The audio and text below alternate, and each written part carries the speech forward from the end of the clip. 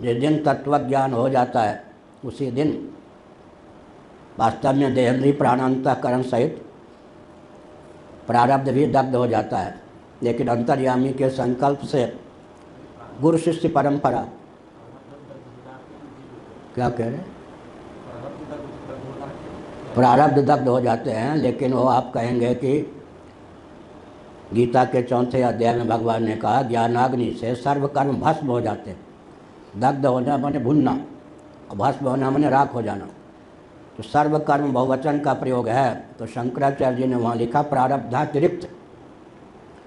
प्रारब्ध भस्म नहीं होते हैं लेकिन भुन जाते हैं।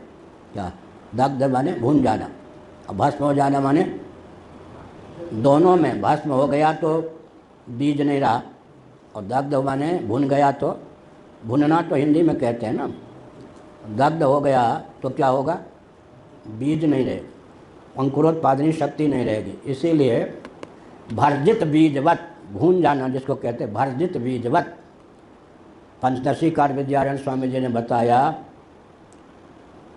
तत्वज्ञों का चित्त जो होता है भर्जित बीजवत होता है। चने को, मटर को, जौ को भून दें, चना को भून दें, सौंधापन तो बढ़ जाता है। भूख की निवृत्ति, पुष्टि, तृप्ति में तो उसका उपयोग हो सकता है, लेकिन खेती में नहीं हो सकता। तो तत्वज्ञों का व्यवहार बहुत ही मृदु होता है। शत्रु के प्रति भी उनका व्यवहार बहुत ही आह्लादप्रद होता है, क्योंकि भर्जित बीजवत उनका अंतःकरण होता है। व्यवहार साध सकता है लेकिन पुनर्भव उत्क्रमण में प्रयुक्त और विनियुक्त नहीं होता। इसलिए मैंने कहा कि अंतर्यामी का संकल्प होता है कि ज्ञानोत्तर भी शरीर बना रहेगा तो गुरु शिष्य परंपरा चलेगी।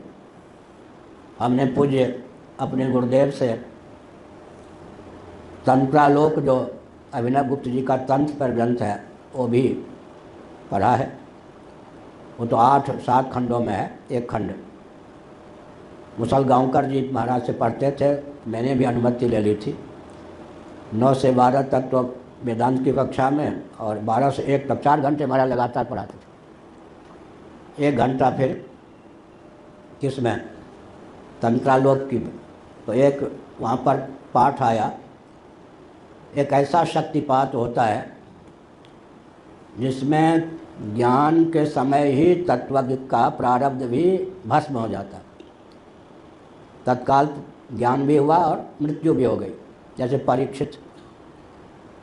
तो हमने पूज्य गुरुदेव को पूछ दिया, शक्तिपात तो गुरु करते हैं, तो ज्ञान समकाल में ही गुरु का शरीर पूरा हो गया होता, तो शक्तिपात करने के लिए बचते कैसे। तो महाराज आप ठीक कहा, तुमने ठीक कहा, प्रश्न बहुत अच्छा है।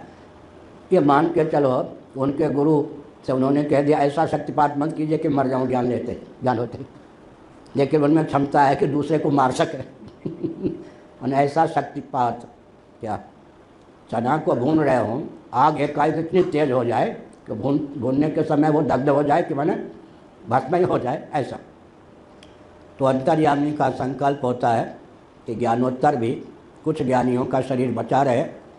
कोई ऐसे होते हैं कि प्रारब्ध का नाश होने ही वाला है और एक क्षण पहले तत्वज्ञान हो गया, स्थित्वास्यामंत काले भी ब्रह्म निर्वाण मृच्छति, परीक्षित आदि का, वो बात दूसरी है।